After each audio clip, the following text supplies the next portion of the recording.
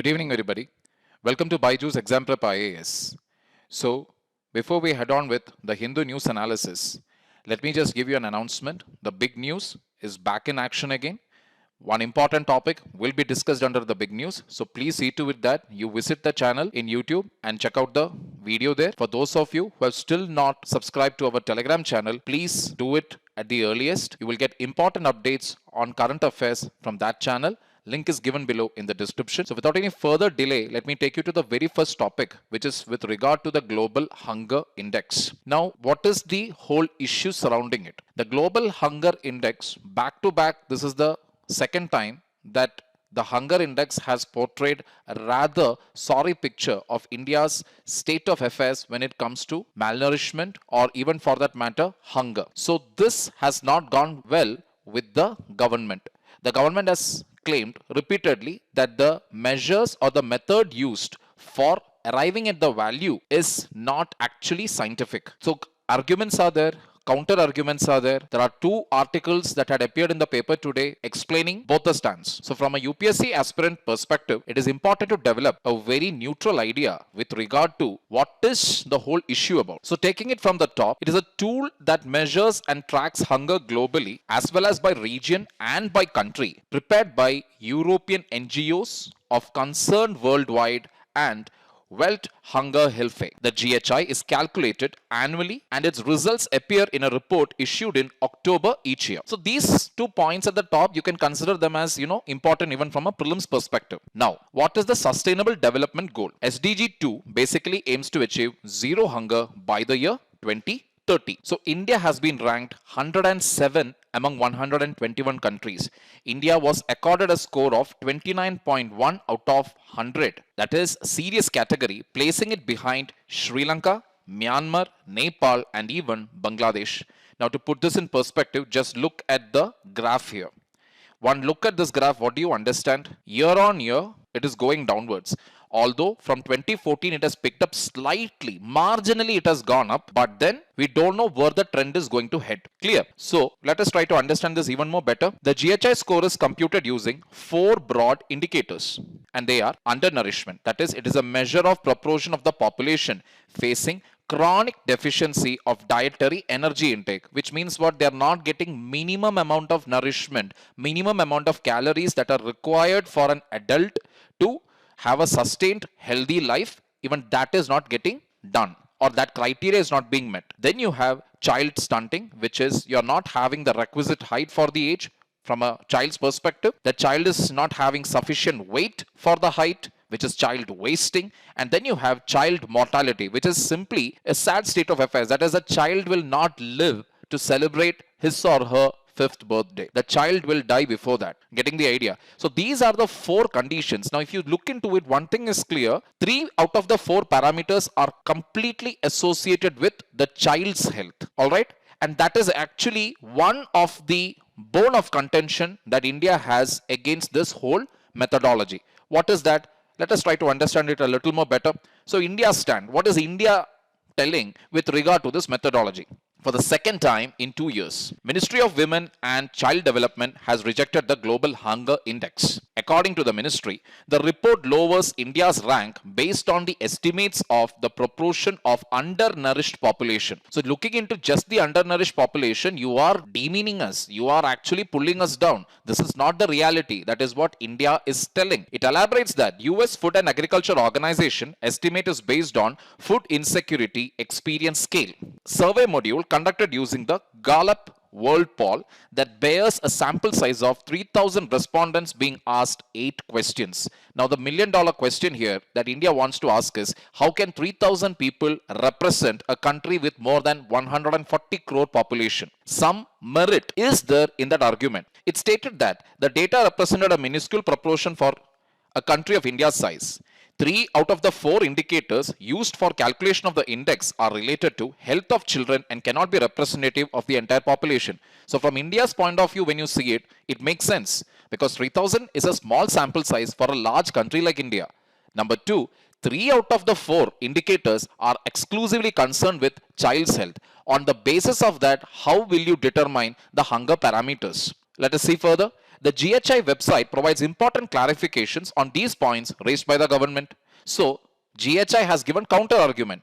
It explains that while the Food and Agriculture Organization relies on FIES for determining undernourishment and food security, the GHI only uses the proportion of undernourished obtained through food balance sheet based on the data reported by member countries including India. That means the proportion of undernourished, the ranking whatever India has achieved in that parameter, it is based on the data provided by India. A food balance sheet provides a comprehensive picture of the pattern of a country's food supply during a specific reference period. It lists down the source of the supply and its utilization specific to each food category. So each food, to what extent proteins are being consumed, carbohydrates is being consumed, other nutrients are being consumed, all that data is available. On why the GHI uses 3 child-specific indicators out of the 4, their argument is, if you combine the proportion of undernourished population, which is 1/3 of the GI score, along with the indicators relating to children, the GHI ensures that the food supply situation of the population as a whole and the effects of inadequate nutrition within a vulnerable subset of the population both will be captured. Getting the picture here? You take the whole undernourished population, along with that, you take the factors associated with children, you will get a fair picture about the vulnerability or the vulnerable situation that is there in the country associated with hunger. According to GHI, all 4 indicators used in the calculation of global hunger are recognized by the international community, including India, and used for measuring progress towards the UN SDGs, Sustainable Development Goals. But what is India's stand? India is telling that year on year, India's per capita dietary energy supply is increasing due to enhanced production of major agricultural commodities. So, year on year, if there is an increase in the dietary energy supply, and if our production is also increasing, how is it possible that our hunger parameters are still the same? How is it that we are not seeing ground level changes? Now, one must understand things here that hunger or issues related with nourishment, undernourishment, etc. cannot be solved within 1 or 2 years. It is a long drawn out process and the changes will be reflective not immediately but in the long term. The report is not only disconnected from ground reality but also chooses to ignore the security efforts, that is the food security efforts of the central government, especially during the pandemic. The Union Cabinet through the Pradhan Mantri Garib Kalyan Ann Yojana provisioned an additional 5 kg ration per person each month in addition to their normal quota of food grains, distributed additional free of cost food grains to about 80 crore National Food Security Act beneficiaries so that the poor, needy and the vulnerable do not suffer on account of non-availability of adequate food grains during the times of economic crisis.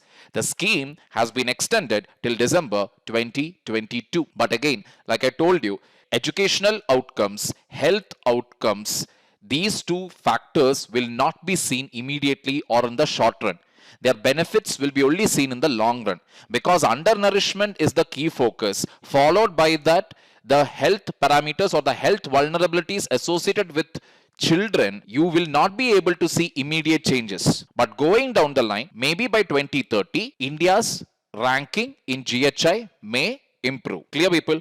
Moving on. Under Anganwadi services, since COVID-19 pandemic, supplementary nutrition was provided to approximately 7.71 crore children up to the age of 6 years and to 1.78 crore pregnant women and lactating mothers. Distribution of supplementary nutrition was undertaken by Anganwadi workers across 1.4 million Anganwadis in India. Under the Pradhan Mantri Matru Vandana Yojana, more than 1.5 crore registered women were provided rupees 5,000 on the birth of their first child for wage support and nutritious food. Because according to a study done by the World Bank, it has been found out that most of the children don't survive till their 5th birthday, or they don't live to celebrate their 5th birthday only because mother was undernourished or mother did not have the requisite body weight which would have supported a healthy child. Getting the point? The 3 other indicators related primarily to children with regard to stunting, wasting and under 5 mortality are outcomes of complex interactions of various other factors. Now this is a very valid point because see, when a child is not surviving till the 5th birthday, there are multiple reasons associated with it. And this can include the lack of access to clean drinking water, poor sanitation, poor genetics, the environment and utilization of food intake part apart from hunger. Many other factors come into play there. So attributing everything to nourishment or to hunger alone or the access to food is not the exact or rather scientific way of doing it. Getting the picture? Which is taken as the causative or outcome factor for stunting and wasting in GHI. Calculating hunger based on mainly indicators relating to health indicators of children is neither scientific nor rational. So some merit is there. Some merit is there. Merit is there from the side of GHI index. There is merit in the side of India's argument also.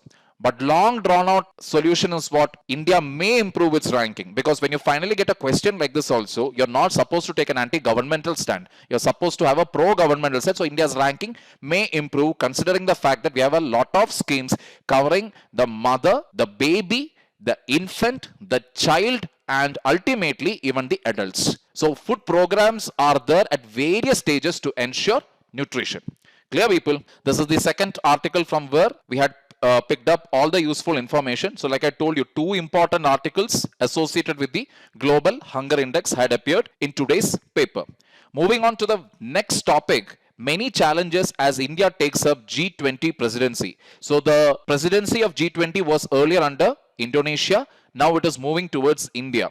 Now, what are the challenges associated with the world right now, or the challenges that faces G20? Plus, let us try to understand which are the G20 countries and what is its purpose here. So, the G20 or Group of 20 is an intergovernmental forum comprising of 19 countries and the European Union. Works to address major issues related to the global economy, such as international financial stability, climate change mitigation, and sustainable development. The G20 is composed of most of the world's largest economies, including both industrialized and developing nations. Do check out the daily quiz today to know how to remember the G20 countries or any grouping for that matter. Clear, people? Moving on. So what challenges awaits G20 presidency? Number 1, Russia's isolation. Now Russia is getting isolated mostly from the Western world.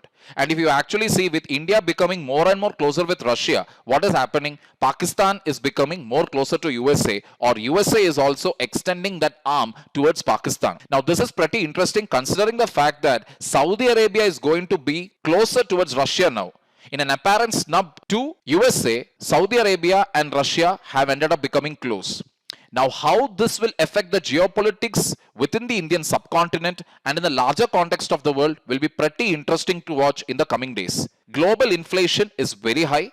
There is a threat of recession also that is looming in and around. Some people are even saying that recession is already here. So this is not something which is good for India or for the world. Energy security, again the threat is there because the oil cartel, they want to reduce the supply so that the prices of oil will shoot up. In a post-pandemic world where most of the economies are still struggling to revive, to recover, this measure will actually produce counter effects to the growth trajectory. Number 1. Number 2, the Russia-Ukraine war has already increased the prices as well as created shortage in Europe. Now, further increase in prices can only worsen the situation for the people who are living in Europe, who were especially dependent on the Russian gas and oil. The monetary policies of the countries also, when you see, they are again taking very harsh stance to counter inflation. Now, when harsh stance during inflation simply means what? A tightening monetary policy. A tightening monetary policy will again spell out counter productivity for growth. Then the threat of stagflation. Now, what do you mean by stagflation? Stagflation is that condition where you have high inflation and high unemployment. A situation which is being seen in most parts of the world. In that again, you can split it into 2. People genuinely losing their job because of poor economic growth. Number 2, people resigning their job because they are not interested in working due to many factors. So these 2 conditions are there to it, 2 associated phenomenon. But overall, you understood things are not at all looking good. Right now, becoming the or heading the presidency of G20 is not exactly a bed filled with roses. All right. So moving on now to the next article, India's coal mines are severely underutilized amid push for new ones. What is the entire article about? The entire article basically says that we are only using 2/3 of our current capacity. What does that mean? Say for example, I have 30 units of coal can be extracted from a particular plot of land. Alright? But from that 30 units, I am actually only getting 20 units out of it. The remaining 10 is remaining there as it is. It is not getting pulled out. Now, what is the reason? Is it because we don't have the proper infrastructure? Is it because we don't have the technology? They are reasons that are associated with environment. They are reasons that are associated with competition from renewables, infrastructure impasses, and land use concerns. Because if coal mine has to be utilized to its fullest capacity, you actually need to displace people from the villages. So the environmental impact assessment, social impact assessment, etc. will have to be done before you even carry out such an operation, which will be further counterproductive to coal mining operations. Getting the picture? So the idea here is when you are not utilizing things to its fullest, then what is the whole point of opening up new mines? That is the argument in the article. But again, it is not at all going to be easy because you need to balance out sustainability along with inclusive development. So sustainability on one side, inclusive development on another side, and India's huge energy demand is actually a tight rope to walk. It is not easy. Clear? So if you are having a shortage here, if you are having a crunch, then what is the next option that you can do? You need to import it. So when you talk about import share country wise, from which country are we importing maximum? If you see, we are getting our coal in the order of IAS, that is Indonesia, Australia, and South Africa. And in that again, if you notice, for what do we use coal maximum for? It's for power generation, and that is followed by steel production and then for other uses. Getting the picture? Keep these data with you. These types of data are actually handy when you write your mains exam. Clear, people? Everybody will write India is importing coal, India needs coal. That is a very general answer. You're an IAS officer, you will give specific answers in your mains paper, professional answers, and the professionalism comes when you throw in data. Alright people, keep that in mind. Moving on to the next topic, public dashboard to track progress of remediation of legacy landfills. Now what does that mean? Legacy landfill. See, legacy itself, when we say understand, it means old. That is what it means. So legacy landfill simply means to reclaim all those land where people have made it a huge skyscraper using garbage. That is, this was observed even by the High Court of Mumbai at one point of time, that the garbage dump that is there has started rising in such huge heights that it will soon overcome the skyscrapers of Mumbai. That is tall buildings, taller than the buildings, the garbage pile was growing. So to reclaim all those land, because the land size itself is so huge, and in India throughout you will find such very large dump yards where landfill has literally made the land unusable for any worthwhile purpose. Alright, so basically now what are they going to do? They are going to have a public dashboard to track the progress of remediation. Remediation means to remedy the land. How to remedy the land now? Now one of the easiest way of doing this is to use biodecomposers. That is, biodecomposers in the sense, what you will do is, you will take a solution which will have largely biodegradable bacteria present in it. And these bacteria, what they do is, they will eat into all those garbage which are biodegradable. And this will actually bring down the size of the garbage pile, because whatever is biodegradable will get eaten by the bacteria and that will get broken down into fine pieces.